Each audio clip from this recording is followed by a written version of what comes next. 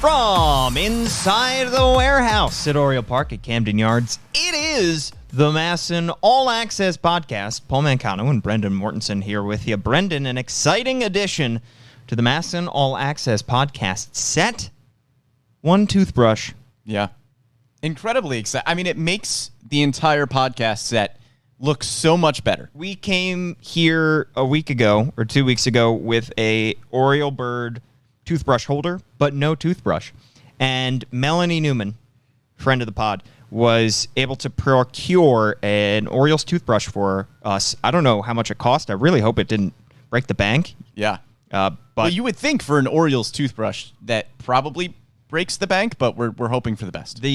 This Orioles toothbrush will not get used in the way it was intended to brush teeth, but it will serve a better purpose than most toothbrushes will. Yeah. The only thing is this toothbrush holder, Brendan, I don't know if you can see, but it's supposed to go in his hands. It doesn't fit. Oh, doesn't that's fit tough. in the bird's hand, so I just kind of squeeze it in like he's hugging the toothbrush. Right. This was not the Orioles toothbrush that was originally designed for this toothbrush holder. Was there one? Maybe.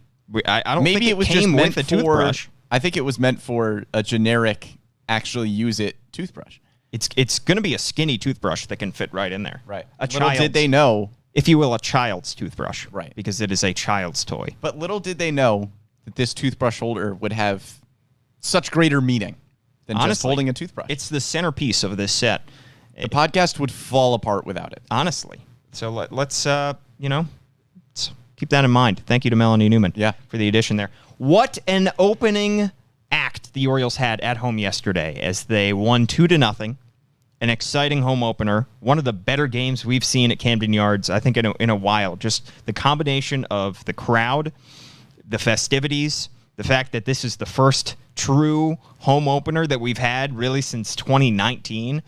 Everything came together yesterday, Brendan. The Orioles got it done with a win over the Brewers. Yeah, I have not been covering the Orioles all that long. This is the loudest I think, ever heard Camden Yards. You were not here in 2014. I was not here for Delman Young's double. This is the loudest I have ever heard Camden Yards, which is really cool. Yeah, so when Cedric Mullins drove in the runs early in that game and Jorge Mateo slid in, the eruption from the crowd was pretty exciting. Yeah, you could have sworn, that was the third inning, maybe? Yeah. It felt like the Orioles just scored the go-ahead runs in, the ninth. Yeah. It was exciting. It was exciting stuff yesterday, and exciting for the Orioles to get their first home victory. And now that we are 4 games into the 2022 season, Brendan and I are here to react either appropriately or overreact to what we've seen through the first 4 games. An absolutely minuscule sample size that we're seeing from the Orioles so far. But, Brendan, we have a sample size nonetheless. Yeah. And therefore, we're going to discuss some of the storylines that we've seen through the first 4 games and whether or not they will be storylines going forward. Yeah, it's only been 4 games, but I think that gives us enough time to make rash generalizations about the entire season and make predictions based off of the incredibly small sample size that we have. So let's start with the good. Yes. Let's start with Jorge Mateo, who scored what would end up being, the game-winning run. Technically not game-winning, I guess. He scored the second run on that Cedric Mullins RBI single yesterday, showing his speed.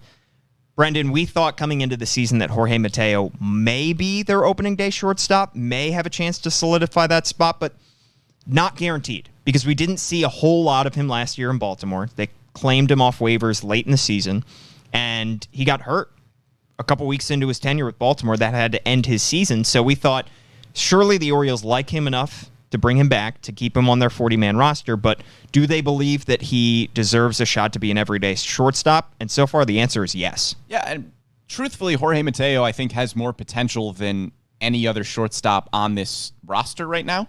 Ramon Urias has looked pretty good so far, but I think you would probably prefer to have Ramon Urias at either second base or third base rather than as your starting shortstop. And Jorge Mateo, he may be kind of viewed as a stopgap until you get to the likes of Jordan Westberg or Gunnar Henderson, but he's not playing like one right now. Jorge Mateo, he is not mashing the ball, but his plate discipline has been fantastic. And if he can get on the bases, his biggest attribute and his best attribute is his speed.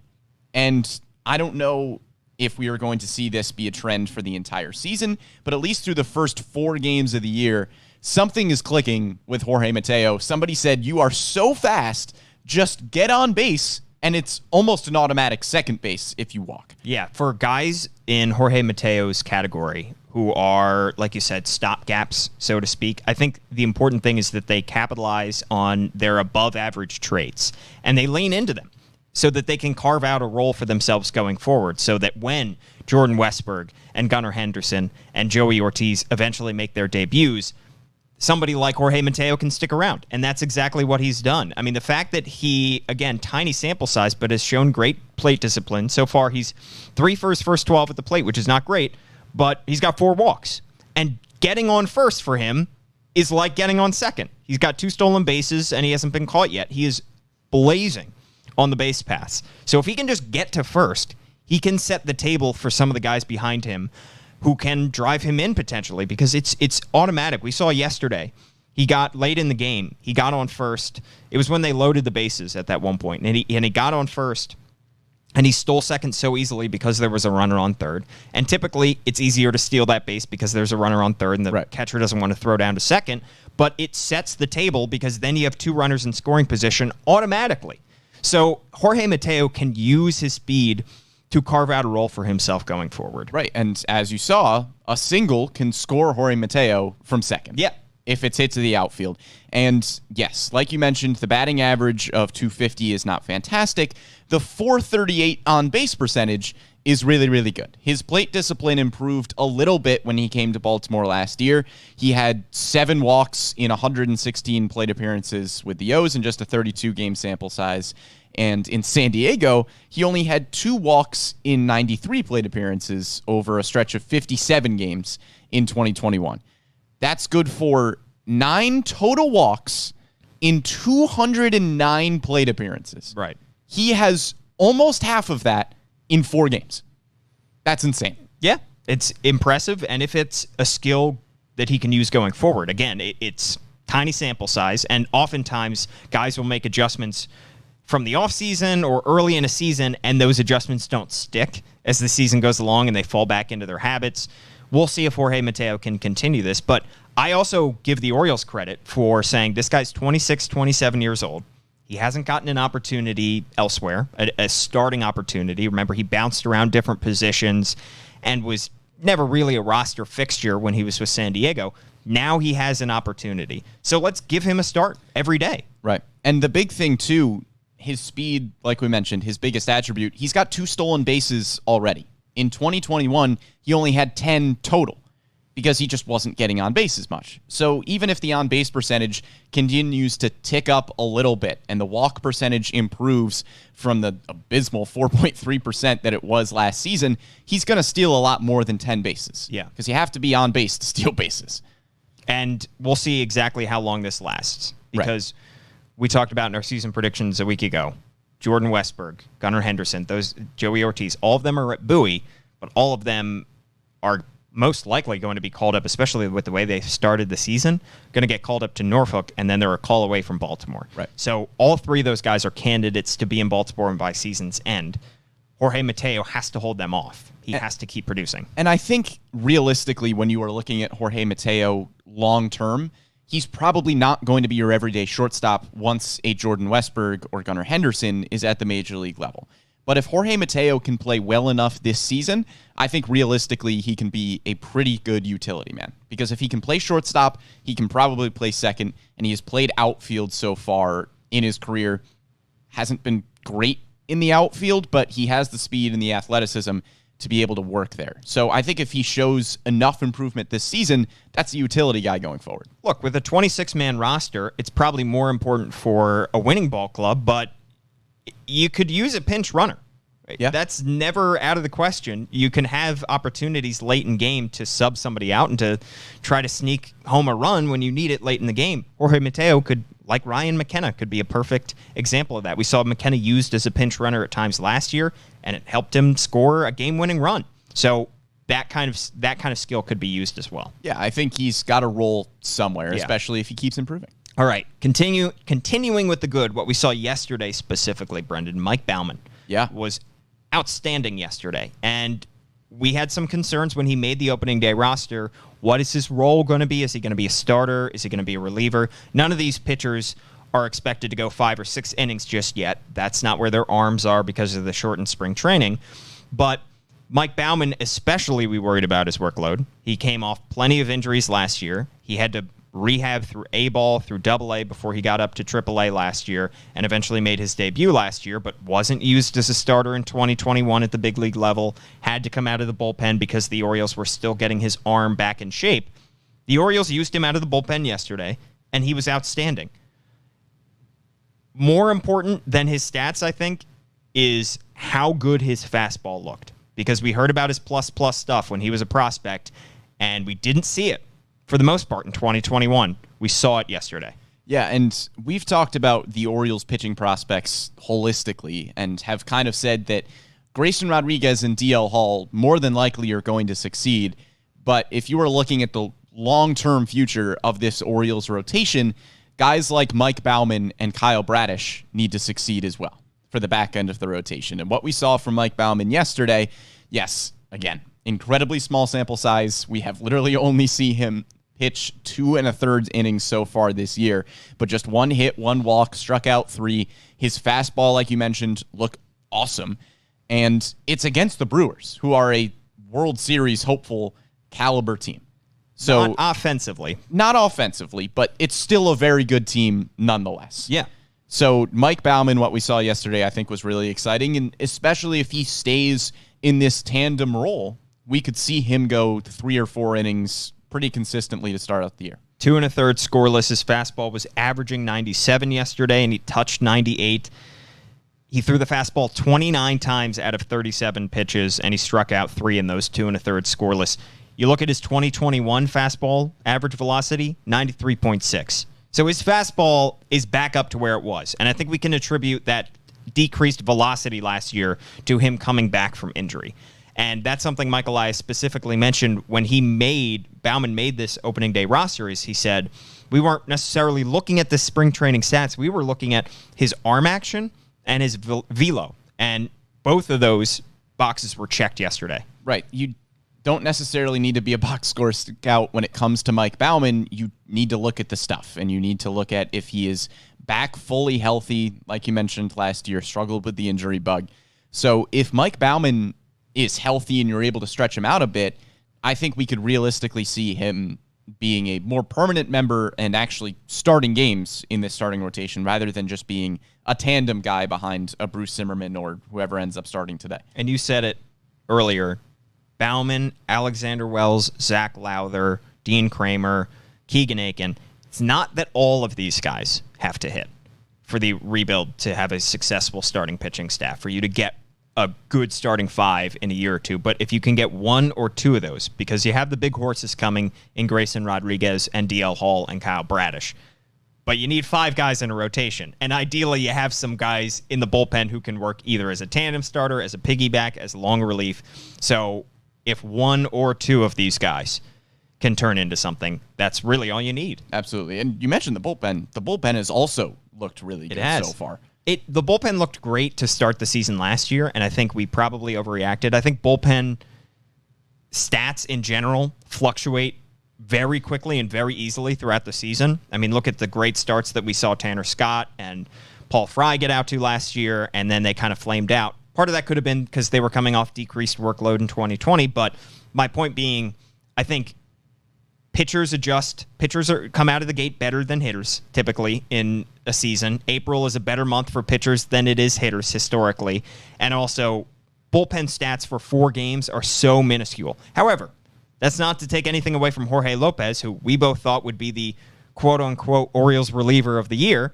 He looked great yesterday, closing out that win. He did, and I think, for me, when I look at the bullpen, probably the most encouraging things are the younger guys that we haven't seen in the majors so far, because when you watch Brian Baker and Felix Bautista pitch, you go, okay, yeah, they belong in the majors. Yeah. Those are major league caliber relievers. And Cionel Perez as well has not had a ton of major league experience over the course of his career, but you've watched him pitch over the last few games. that's a major league reliever, which is really encouraging for a bullpen where you had a bunch of guys pretty much making their major league debuts. I mean, Brian Baker, I think only had an one inning. Yeah.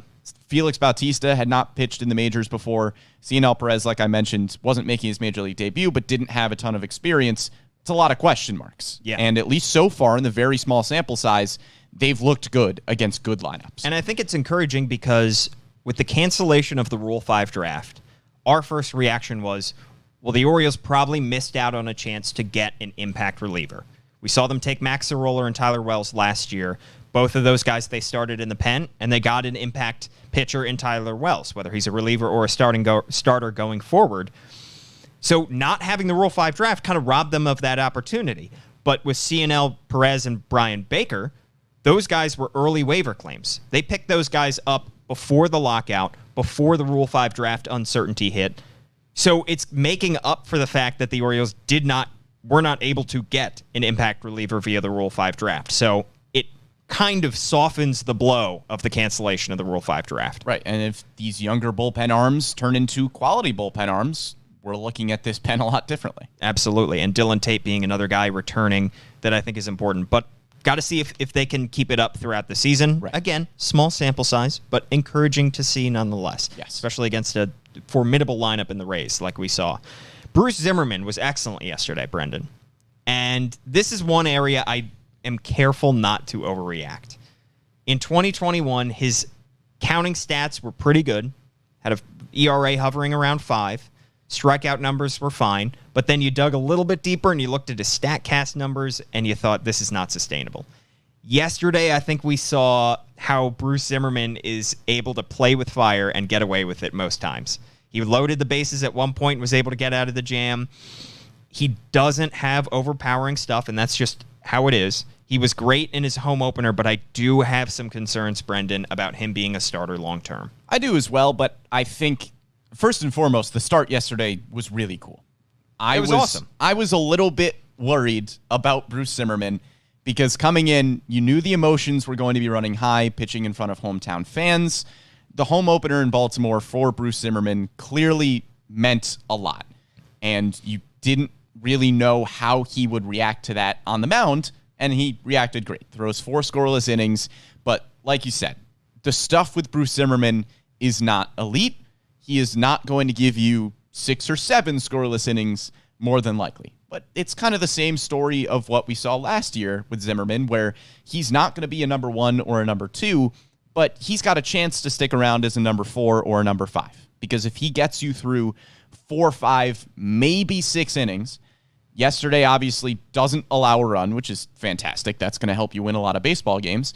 But even if he goes 5 innings, 3 or 4 earned, that keeps you in the game. That doesn't lose you anything. And that's what we saw from him last year. He didn't lose you any games.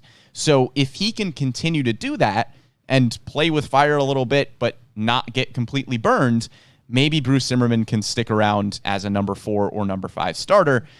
But again, it's not going to be elite production because the stuff just isn't good enough to get him deep into games. This is where the conflict between the present and the future comes into focus, because I think at the present moment, you look at his stat line and you say he's good enough to keep going in this rotation.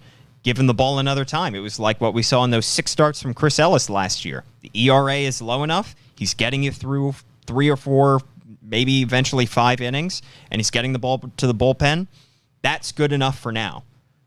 You look down the road and you say Grayson Rodriguez, Kyle Bradish, DL Hall, those guys are going to be coming up. And with the emergence of potentially Mike Baumann, maybe Zach Lowther, that could be an issue going ahead of him. That could be in Bruce Zimmermann's way. And he's going to not just have to be solid, he's going to have to be better than solid in order to hold down a spot in this rotation. But for the time being, I don't think Brandon Hyde's going to complain about 4 scoreless innings in his home opener at Camden Yards. No, not at all. And certainly when you look long-term with Bruce Zimmermann, Grayson Rodriguez is going to get starts over him. DL Hall is going to get starts over him. It's just what's going to happen because those are the guys. But Bruce Zimmermann, at least so far, has been solid enough where you feel comfortable throwing him every 5 days, knowing that he is going to keep you in the baseball game. Yeah. And for a rebuilding team that is not going to be winning a ton of games this year, that's enough. In terms of reacting appropriately or overreacting, where do you fall on reacting to Tyler Wells' first rough start of the season? Look, my Tyler Wells take that I thought he would lead starters in ERA this season is already out there, but I am still not really overreacting to this Tyler Wells start. It's not just because of my take. Tyler Wells, we saw the stuff last year. It's not like we don't know if Tyler Wells can get out major league hitting. We don't know if he can do it as a starter. Maybe that's something that doesn't work out, but I am not freaking out about this Tyler Wells start. He ran into the best team in the American League last year with a very good lineup, gives up 4 runs in an inning and 2/3. Yeah, that's not great, but I think you really have to put it in context. It's his first ever start in the major leagues. And I know he was an effective reliever last year, but it's different being a starter. It's something that you need to adjust to mentality-wise, routine-wise, everything. It's probably going to be some growing pains with Tyler Wells for a little while as we are adjusting to him being a starting pitcher. But the stuff is good enough, and we saw it last year. We saw him get major league hitters out consistently. The stuff is good enough where I think he will be fine down the road. It's just an adjustment period. It is a different challenge. It's tough going up against a Rays lineup that is incredibly patient at the plate, and especially early in games. They come in with a game plan. They know how to attack a pitcher, and they were waiting on all of his stuff in that start on Sunday, and I think it got to him a little bit because he was fine through the first inning. He had a couple strikeouts in that first inning. Yes, it went strikeout, single, strikeout, ground out in the first. So he allowed that one hit. You thought, oh, he's going to just fine. Runs into a wall in the second inning and ends up giving up a 2-run homer to Brandon Lau. That was a moment where it broke his back, and I think it was frustrating for him. Afterwards, I mean, the guy has an incredible mentality. He's been through a lot in his life, and he's talked about how it's gotten him through Tommy John back in 2019, and it's gotten him through everything that he's gotten through to the point where he is now. He was taking the positives out of that start, and that's good. He cannot beat himself up after this, I think. And similar to us, we cannot overreact to something like a bad first start against the American League's premier team, at least in 2021, in the Tampa Bay Rays. Yeah, there's not a better team in the American League than the Tampa Bay Rays until somebody else proves otherwise. Yeah. Because they have been the best team in the league for a while now. And it's easy to believe in Tyler Wells, the pitcher. It's easy to believe in Tyler Wells, the person, which means it's easy for me to believe that he will probably succeed in this role as he's succeeded in the past. The frustrating thing is you can say it's the Rays. That's a really good team. That's going to be the Orioles slate in 2022. They're going to have to face the Rays 19 times, the Red Sox, the Yankees, the Blue Jays 19 times. So at some point, these pitchers are going to have to cut it against the premier teams in the American League because those are the teams that the Orioles are going up against in this division. They will. I just think it's way too early to think that Tyler Wells is not going to cut it as a starter. That's fair, and I'm sure he will get another turn in the rotation. We'll see if he can go a little bit deeper than an inning and 2/3. Continuing with the trouble spots that the Orioles have run into so far, Rougned Odor did not get the start on opening day, but has gotten some starts since. He's appeared in every game so far and has just 2 hits so far in his first 13 at-bats. No walks, no extra base hits, not impacting the game in any meaningful way, Brendan, and not standing out defensively through the first 4 games. No, he's got 13 plate appearances, no walks like you mentioned, 4 strikeouts, and you are playing Rougned Odor against right-handed pitching. If it's a lefty on the mound, you're probably starting Ramon Urias, but Odor so far, just 1 hit in 11 plate appearances against righties. Calvin Gutierrez only has 4 plate appearances. He doesn't have a hit yet. Has not played much third base because you've been facing right-handed pitching, and Ramon Urias has gotten the start at third while Rougned Odor plays second. Ramon Urias has been pretty good so far to start the year. 4 hits in 4 games, including 2 doubles. It's what you expect. Right. It's what you were thinking that you would get out of Ramon Urias. Not elite play, but pretty good. Yeah. So again, it is only 4 games that we've seen Rougned Odor play in. We are trying not to wildly overreact here. But at what point do you say, all right, Ramon Urias, you're starting at second more often than not, and then the playing time split comes between Kelvin Gutierrez and Rougned Odor a little more evenly than it is right now? I feel like I'm getting deja vu. A year ago, this conversation was Rio Ruiz, Pat Valaika. When do you call up Jahmai Jones? Right, and Jahmai Jones, by the way, again, a very small sample size so far in AAA Norfolk, just a casual OPS over 1.1 in 6 games with 2 doubles, a home run, 5 walks, just 3 strikeouts, and an on-base percentage of .500. And that's not even to mention Rylan Bannon, who is 7 for his first 22 with 3 walks, a homer, and a double. Both those guys are capable second basemen. Yeah. Not to say that they're going to come up and start hitting 300 in the big leagues like they have been doing in Norfolk, but it puts a little bit of heat on Rougned Odor's seat. I think it puts a lot of bit of heat on Rougned Odor's seat, especially when you have Ramon Urias and Kelvin Gutierrez already, where, I mean, personally, Paul, I would be comfortable right now starting Ramon Urias at second, starting Kelvin Gutierrez at third more often than not, given what we saw at the end of last year and how good Gutierrez looked in spring training, and then maybe Jahmai Jones or Rylan Bannon, you give them more than 5 or 6 games, but if their pace continues at AAA Norfolk and Rougned Odor's pace continues like this, that's hard to justify.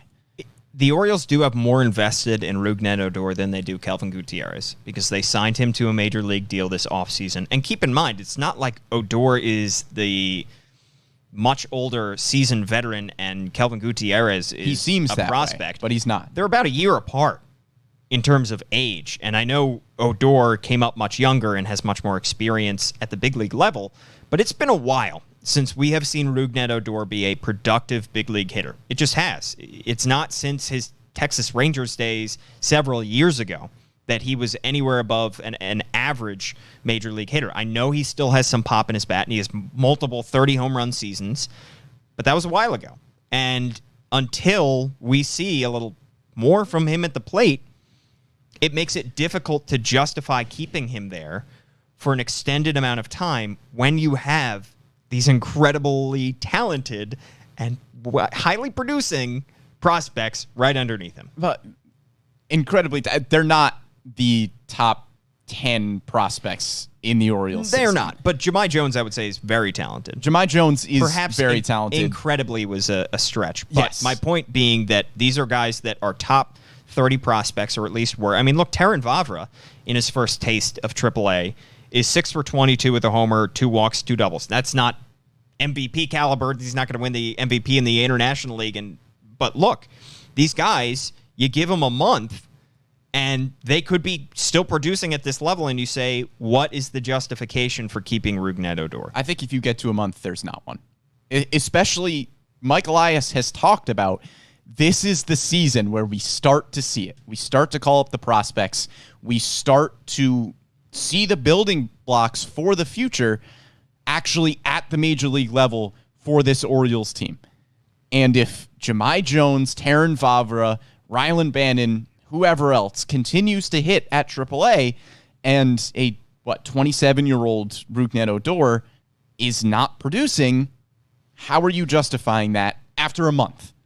Not after 4 games, obviously, but after a month, I think I'm there with you. The Orioles don't want to rush any of these guys, but keep in mind, even the prospects that we just talked about in Norfolk have guys on their heels. Even Terrin Vavra and Rylan Bannon and Jahmai Jones, guess what? You go a couple of rungs down the ladder, you've got Connor Norby, you've got Cesar Prieto, both those guys in high A Aberdeen, just a couple spots below AAA Norfolk. So when those guys get called up, are they going to even have enough time? Or is Jahmai and Bannon and Vavra, are they going to have enough time to prove that they can be long-term starters before we're talking about when are Connor Norby and Cesar Prieto going to get their debuts? Great problems to have. Great problems to have, absolutely. But my point being, there is a backlog, if you will, right, of talent. And even then, you could look at AA and look at the 3 outstanding shortstops that they have there. knowing that not all of them are going to play shortstop all the time. So you could even throw Joey Ortiz into that conversation. He would probably be, not probably, he's already an elite defensive shortstop. That's an elite defensive second baseman, more than likely. We talked to him down in Bowie last week. He said he's comfortable at any of those infield spots. Kyle Moore, the manager, is going to give them all spots, all time at the 3 different infield positions, at second, at third, and at short. Right. So one of those guys surely is going to be an above-average second baseman. And I think it's important to point out, too, that when we're talking about the infield right now of, guys like Rougned Odor, Calvin Gutierrez, it's not frustration where we're coming at it from. You have all these prospects and they're not getting playing time so far at the majors. Those prospects, I think you and I would both agree, are probably more than likely not ready yet. Taron Vavra did not get any run at AAA last year. He needs to show some more at AAA Norfolk. Definitely. Who was I just? Jahmai Jones did not look good at the major league level last year. Those guys probably need a little bit more time. So it's not a frustration sense of Rougned Odor needs to get out of here. Jahmai Jones is ready right now.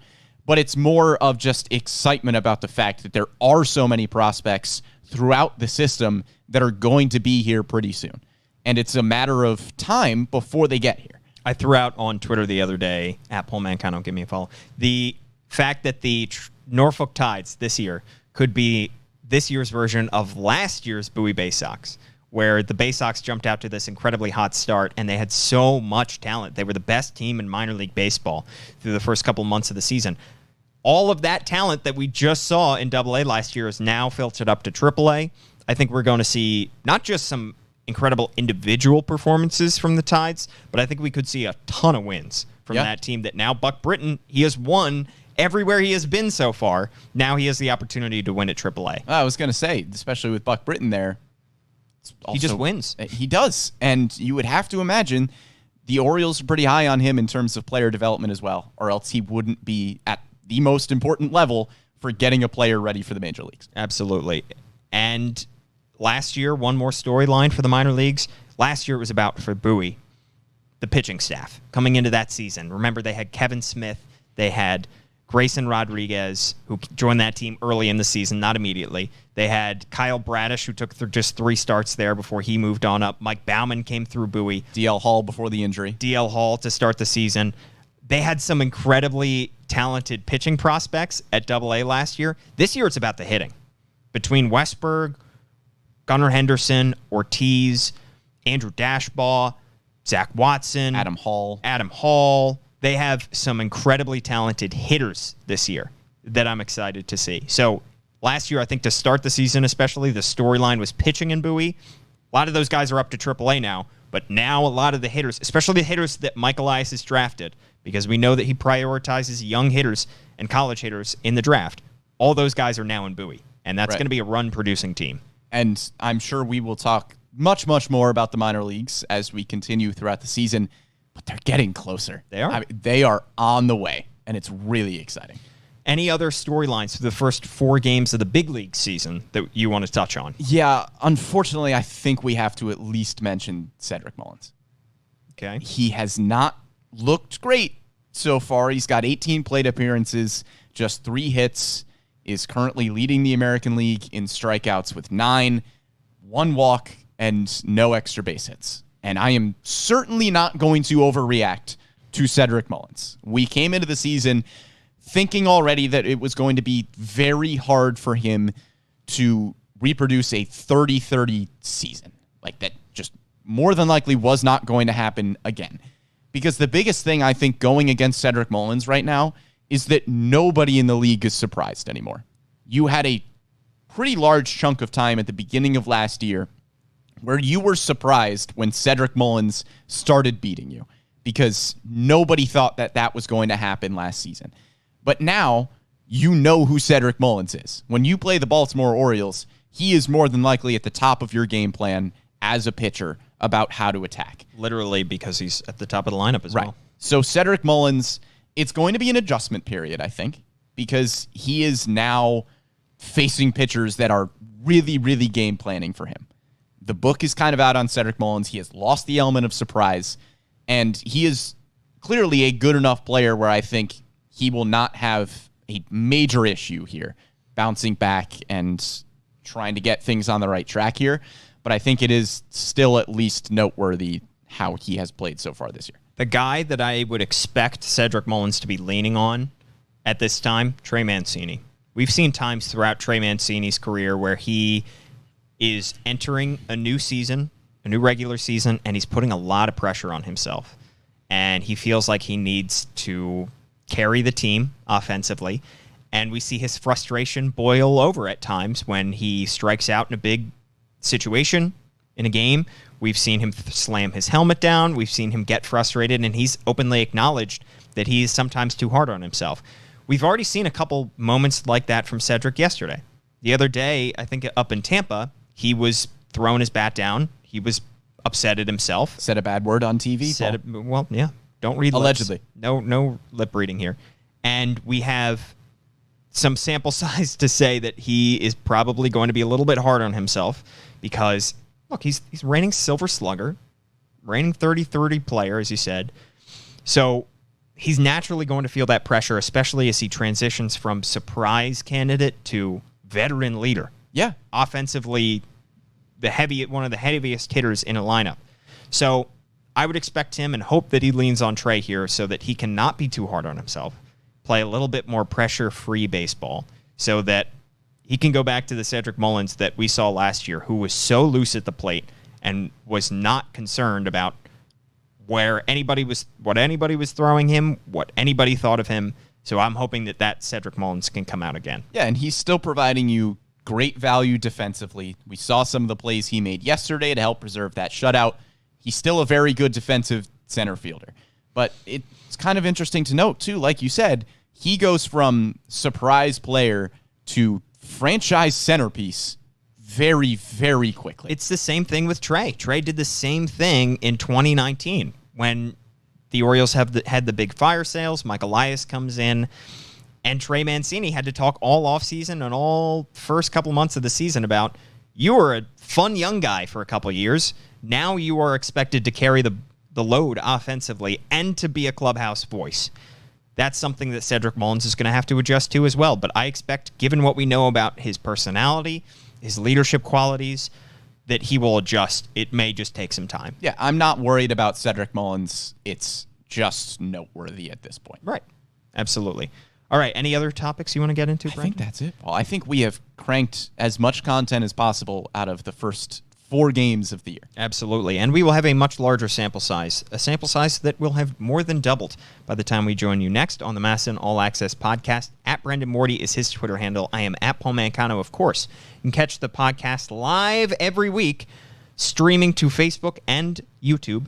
And, of course, listen to it as well on Spotify, SoundCloud, Apple Podcast. Anywhere you get your podcasts, you can get the MASN All Access Podcast, And you can give us 5 stars, an upvote on YouTube, all that good stuff.